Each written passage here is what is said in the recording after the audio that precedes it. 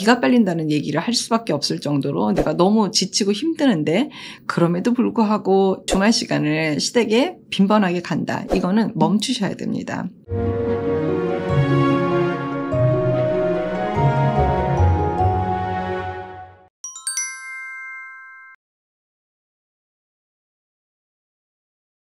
안녕하세요. 이주은 부부상담원장 이주은입니다. 사례를 다뤄보겠습니다. 시어머니가 저한테 딱히 못되게 구시는 건 아닌데 성격 자체가 너무 안 맞아서 같이 시간 보내기가 싫어요. 남들한테 말하면 직장 생활하듯 하라고 하는데 이미 직장에서 뼈 빠지게 돈을 버는데 주말까지 시댁에 바쳐야 하나 싶습니다.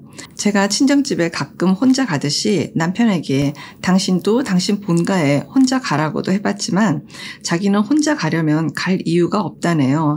살가운 아들도 아니고 시어머니만 만나면 기빨려서 너무 지긋지긋해요 라고 내용을 주셨어요.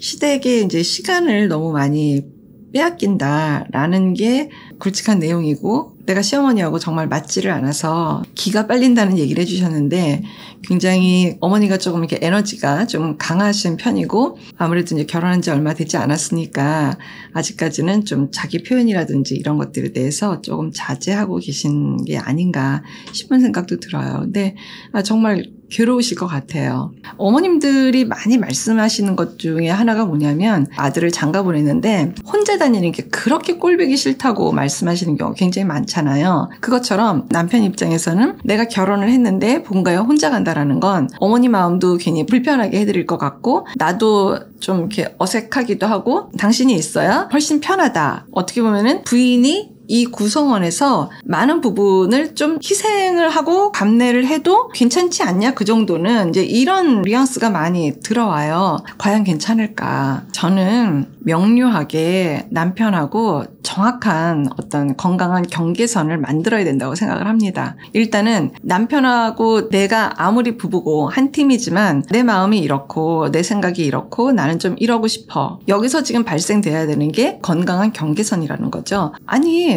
그냥 엄마한테 좀 그렇게 해드릴 수도 있잖아. 주말에 좀 이렇게 가서 밥만 먹고 오면 되잖아. 그래봐야 뭐 2시간밖에 더 걸리겠어. 이제 뭐 이런 식으로 아내의 의사가 존중되지 않는다. 이거는 건강한 부부 사이의 경계선이라고 보기 어려워요. 내 의사가 존중되지 않는 이유에 대해서 부부 시간을 갖고 대화를 많이 하셔야 될 것 같아요. 두 분이 만약에 이렇게 일을 하시잖아요. 그러면 저는 이 두 분만 갖고도 되게 바빠요. 각자도 쉬어야 되지만 부부도 데이트를 해야 되거든요. 부부 시간도 내야 되거든요. 부부가 일주일 내내 일을 하시고 계시는 분들이다 라고 하면 한 달에 한 번도 바빠요. 한두 달에 한 번 정도면은 부모님 찾아뵙는 걸로 충분해요. 어버이날도 있고 양가 어르신 생신도 끼고 뭐 명절도 끼고 뭐 이제 이런 거 이렇게 다 조합을 해보면 1년이면 10회 미만 정도? 또 자녀가 생기게 되면 아이들 데리고 할머니 할아버지 집에 가서 아이들 맡겨놓고 부부만 따로 나와서 부부 데이트 시간을 갖는다든지 이런 식으로 좀 서로가 좋은 방법 그런 것들을 찾아보는 거. 내가 손주 보면서 애들이 또 데이트하러 가는 시간에 또 나도 좀 배려를 하고 뭔가 이 젊은 부부도 우리가 갔을 때 우리도 좋더라 라는 내용이 있어야 자주 빈번하게 좀 가려고 하는 그런 게 생기지 않겠습니까? 사람은 어쨌든 상호적인 관계인 거예요. 그런데 어르신들 생각에는 아니 아이 맡기러 왔지 나하고 시간 보내러 왔나 이렇게 생각만 하시게 된다 그러면은 요즘 젊은 부부들하고는 정말 많은 것들이 좀 오류가 날 것 같다는 생각이 들어요. 다시 이 케이스로 와서 어머니하고 너무 안 맞는데 또 어머니하고 시간 보내기가 너무 버거운데 또 어머니가 너무 일방적이고 기가 빨린다는 얘기를 할 수밖에 없을 정도로 내가 너무 지치고 힘드는데 그럼에도 불구하고 주말 시간을 시댁에 빈번하게 간다. 이거는 멈추셔야 됩니다. 뭐냐면 시댁에 찾아뵙고 인사드리는 것보다는 내 직장이 훨씬 더 중요해요. 내 직장과 나를 위해서라도 또 우리 부부를 위해서라도 어르신들 찾아뵙는 시간은 반드시 축소를 하시고 당당하고 떳떳하게 내 직장과 내 마음과 내 몸과 내 건강 그리고 나의 정신건강 특히 이런 것들을 보호하고 보살피셔야 되는 게 90% 이상은 되셔야지 돼요. 지금 어르신들 찾아뵙고 안부 인사 드리는 걸 막 감내하고 참아가면서 그냥 지금 끙끙 앓아가면서까지 그걸 하느라고 이 중요한 내용들을 건드린다? 그거는 있을 수가 없는 일이에요.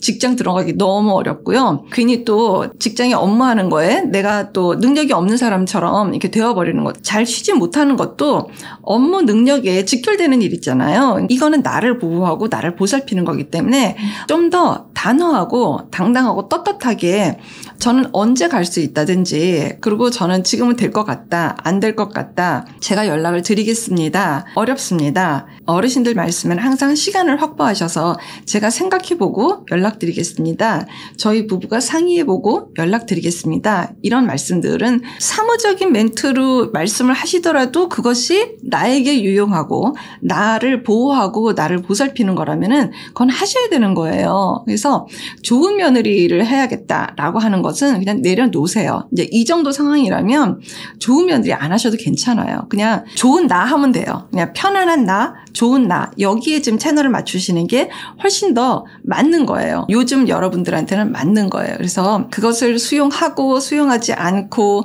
속상해하시고 뭐 이러는 것은 시부모님들께 믿고 맡기고, 우리는 당신도 쉬어야 되고 나도 쉬어야지 되고, 그리고 또 우리도 데이트 해야지 되고, 여기에 대한 논의가 충분히 다 되고 난 다음에, 그러고 난 다음에 어르신들한테 배려할 수 있는 거는요, 한 10%? 근데 양가잖아요. 그러니까 실상 5%예요. 최대 5%. 마음을 써도 우리가 90%에서 양가니까 5%. 비용을 써도 우리가 90%, 양가니까 5%. 마음을 써도 5%. 여기에 대해서는 여러분들이 철저하게 지키셔야 되는 내용입니다. 그래야 우리 부부가 건재할 수 있고 잘 살 수 있습니다. 사실 이제 계속 말씀을 드리지만 그 말을 제가 해야 되나요?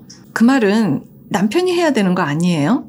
당연히 그렇죠. 엄마, 우리도 쉬어야지 돼.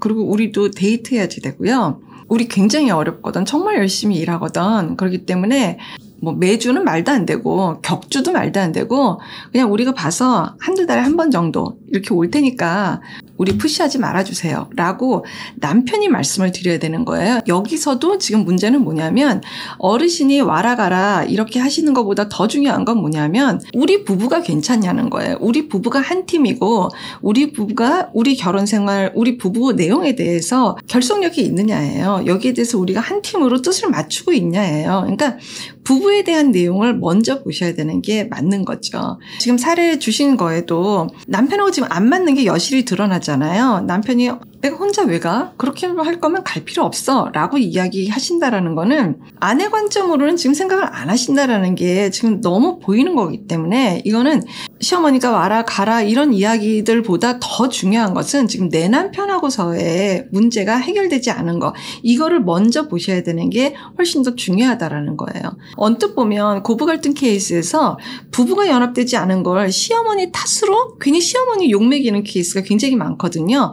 우리 그런 거 안 해야 된다고 생각합니다. 그러니까 어떤 경우에도 부부가 먼저 대화를 하고 부부 내에서 이게 정말 우리가 합의가 된 내용들이 정말 잘 나오나, 원론적으로는 이 부분을 정말 제대로 봐야 되는 게 훨씬 더 중요한 것 같습니다. 고맙습니다. 건강한 부부 애착이 나라를 살립니다. 오늘도 영상 시청해 주셔서 감사합니다. 고맙습니다.